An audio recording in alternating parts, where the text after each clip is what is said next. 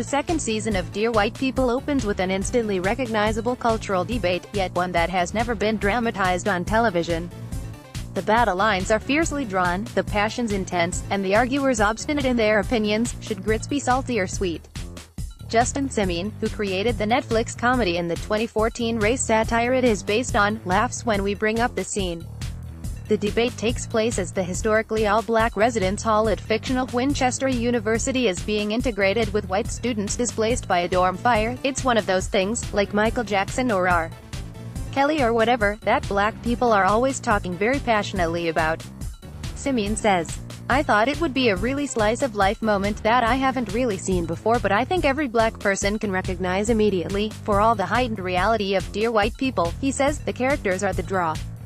They're always so hyper-articulate about everything.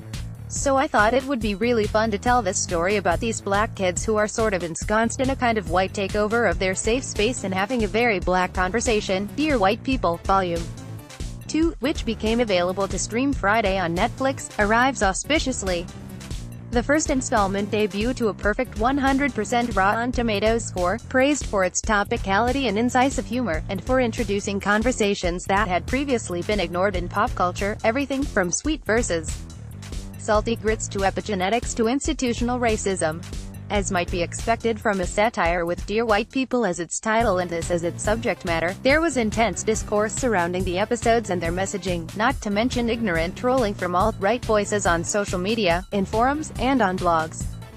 That makes its way into Volume 2, with lead character Sam Logan Browning, who hosts Winchester's Dear White People radio show, dealing with the emotional turmoil of being targeted by an alt-right troll.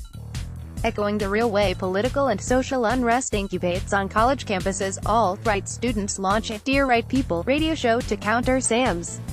Volume 2 also marks the first time Simien and his writing staff are tackling the show's racial and political subject matter in Trump's America. The 2014 film of the same name was obviously written during the Obama administration, while, as timely as the first season of the series was when it launched last spring, it was almost entirely filmed before the election.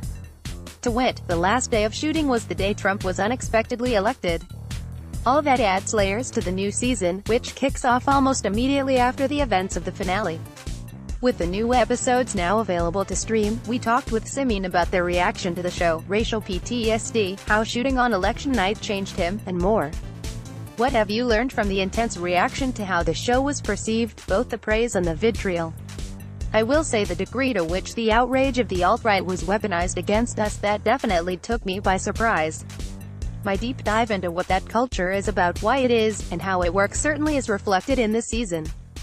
By and large, I can't say that I was super surprised by anything because we had sort of gone through all of this with the movie. I do think, as always, some people missed the point and some people missed it intentionally to create attention-grabbing headlines. But by and large, a lot of people took this show as we meant it, and that was great. The dichotomy is interesting. There was so much alt-right trolling, but also a 100% score on Rotten Tomatoes, which indicates that what you were trying to say was not only well-received but also much needed. What do you think it was about the timing of when the show came out and that message that resonated? You are now subscribed to the Daily Digest and Cheat Sheet.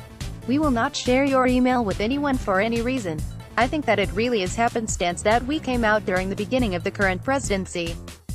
He won the night we wrapped. Even though we couldn't have predicted that he was going to be our president, per se, the underlying things we are talking about in the show were already present in the country. We were just trying to tell the truth about those things. I woke up the next day and was in a bit of a daze wondering how this all happened. Then I was so grateful that I had this thing that was coming out in the world that could give people some sense of catharsis of, well, what does it feel like to fight on the right side of history and fail anyway? I'm not sure I would call it serendipitous, because neither is a particularly positive thing, but it is uncanny how perfectly the election results mirrored the exasperation of what these characters go through. That's really what happens to the characters in the first season. What does it feel like when you're in a community or a culture that tells you you're set up against people because of your race? I think that, it's weird to say, but we did have the benefit of timing because I think more people were ready to hear frankly from the black community about these things than maybe they were before Trump. I think a lot of straight white guys who have really good intentions and have a bunch of black friends finally had a reason to pay attention to some of the things we've been saying for so long. So, yes, there was a backlash. But there was also people who I think were willing to listen who didn't think they had to before. What was it like to have the last day of shooting on election night? We went into the day very celebratory. Everyone was like, great, at the end of the day Hillary will be president and we'll have our first female president, and, boy, it will be crazy when Trump starts his TV network, but, good lord, at least this will be over. We really came in with that mood. As the results started to roll in, the giddiness of not only being on our last day of shooting but also celebrating the presidency at night began to give way to an anxiety that was really palpable. You just felt people's attention drifting away. I can only imagine the instinct to want to run and hide, not work.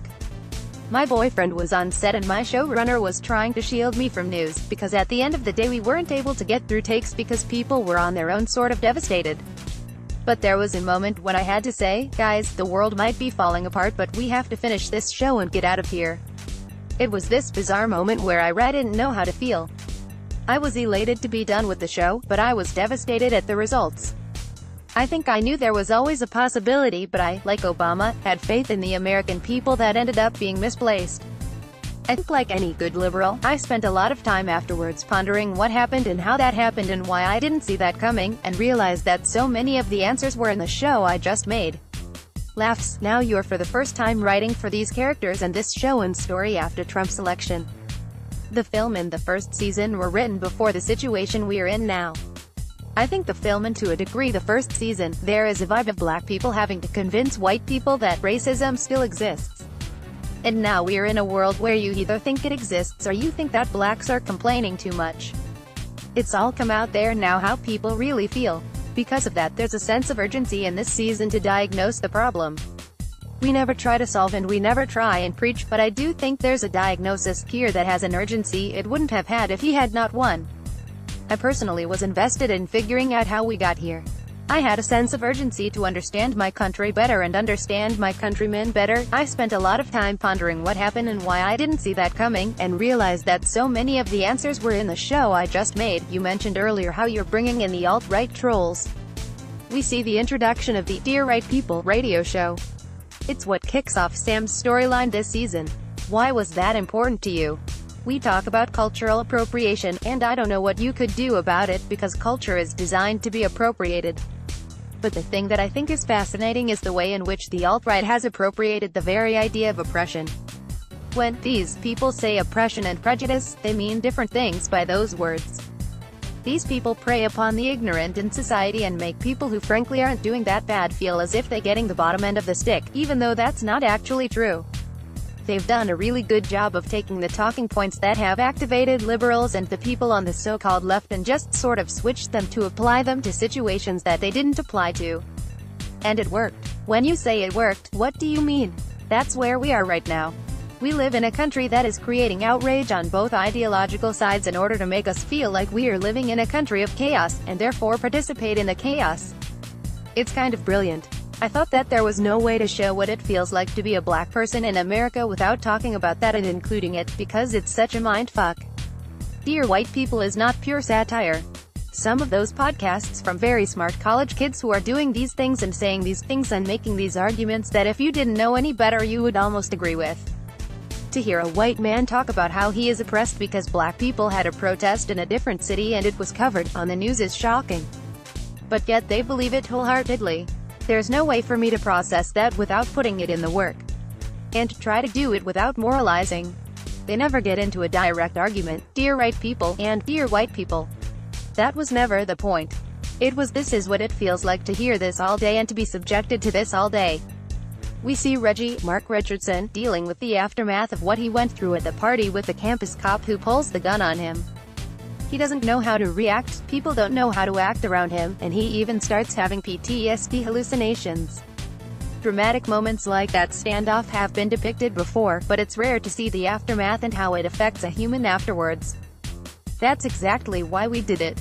Usually when these things happen in a television show, the next week happens and everybody's back to normal. That's really kind of an insidious lie. One of the things that happened when Sandra Bland was arrested, is that a lot of white people said, well, why was she mouthing off to the cops? Why was she being so combative? It's her own fault. And what people don't realize is that there is a human toll to racism. It does cause PTSD. There is such a thing as epigenetics, where trauma is passed on through DNA. These are things that we've proven. I think black people, frankly, because we present as if we are high, because we have to present that way, people just assume that we're over it and are surprised when black people start to complain about things. So part of the way to make sure that Reggie is human is to acknowledge that, just because the situation is over and just because people are rallying around him, that does not mean that any healing has taken place. That's an important point, that people don't just rebound back. Common retweeted this Malcolm X quote that has just really been sitting with me about comparing racism to a knife in the back. There are some Americans who believe that pulling the knife out a little bit solves the problem. It of course doesn't. There are some Americans who believe that pulling the knife out completely ends racism, but nothing is solved until the wound that is left is healed. More often than not, America doesn't want to acknowledge that there was ever a knife to begin with. Black people, I think we all have a kind of PTSD. That's why Get Out was so successful, because it dramatized the non-stop anxiety of being black into a narrative that we often, because we're trying to get on in society, we don't get a chance to stop and acknowledge the self-loathing that we've taken on or the pain that we've taken on. We haven't really had a chance to process